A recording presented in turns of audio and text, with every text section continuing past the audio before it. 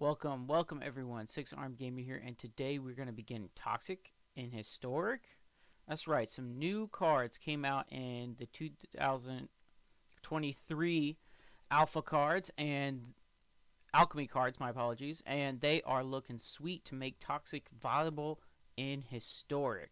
So first we got Fresius Roach, which just makes all your insects get higher toxic as you play the game, or deal combat damage, I should say.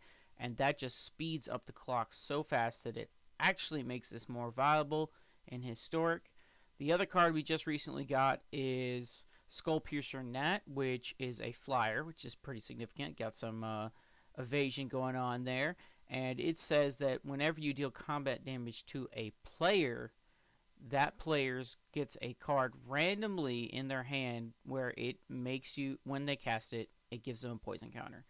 And these two cards make Sultai Poison completely viable. So, for the rest of our poison package, we have Billis Skull Dweller, Finn, Pestilent Siphoner, and Venerated Rot Priest. Now, one of the most important things about this deck is to get 1-drops on the battlefield as fast as possible.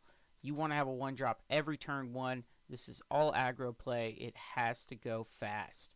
So, that's why we have so many 1-drops, and they actually synergize quite nicely with the deck. So, we have Billis Skull Dweller, which is Death Touch, which actually works really well with the fact that you want to be getting in damage, and you want to have good blockers for the late game, and that just keeps people from almost being pseudo evasion from them blocking, and you get to take up those poison counters as fast as possible.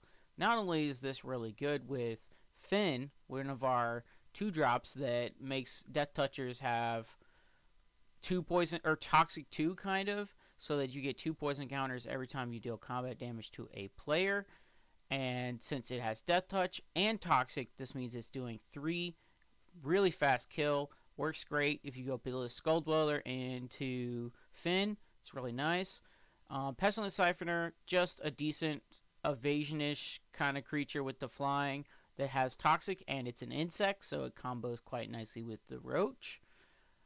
And then, okay, so now how are we going to deal with the late game when we need a couple poison counters and we just don't quite have enough to win the game before the opponent starts playing some scary 3 and 4 drops? That's where we got Ted Zuko. Now, Ted Zuko makes everything in our deck unblockable. That's why we have 3 of them, and it is sweet in this deck. It just feels so good. You hold it in your hand, and then when you get to turn 3 or turn 4 and your opponent thinks they locked you out, you play it, swing in for the last little bit of damage, and they're done. So, Venerated Rot Priest, just a really good 1-drop. That's all we have. Now, the rest of the game plan is tempo style. So, we are trying to tempo out the opponent in a way that makes it so the late game is we are more effective than we normally would be against most decks, and those cards are Anointed with Affliction, Bringing the End, Experimental Augury, and they just help us find good cards. And the Experimental Augury helps us find all the good cards. Anointed Affliction just gets rid of almost anything because we just have 3 poison almost every game. And Bring to the Ending is basically just a hard counter spell. Basically, we got counterspell in the main board. It is awesome. The other cards that we got is just some Distorted Curiosities.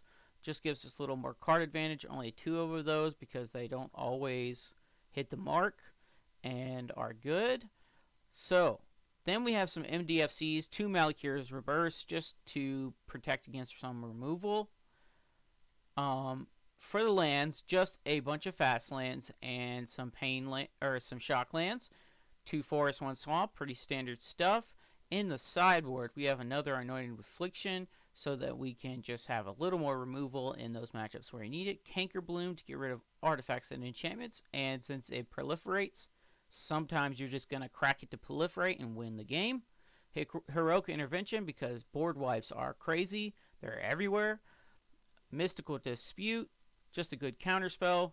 Works pretty good with the deck. We want to be tempo-y, so we need to have the counter wars, win the counter wars. Thoughts for Thoughtseizes. This just comes in almost all the time in specific matchups where you just need to pick apart the opponent's hand so that they can't mess with your game plan. Unlicensed Hearths for graveyards, and yes, we are a Lurrus deck. Everything's a 2-drop or a 1-drop. It's just a free roll. It helps you beat those heavy removal matchups. It is just a sweet card, and to be honest, I got to get my Lurrus fix in Historic because that's the only place I can play it, and it's not broken in Historic, so it feels pretty good.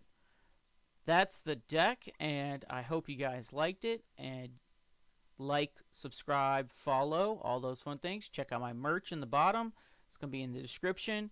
It's pretty nice, and that is all we have for you today. I hope you check out this deck, play it, have some fun, and get back to me on what you think about it.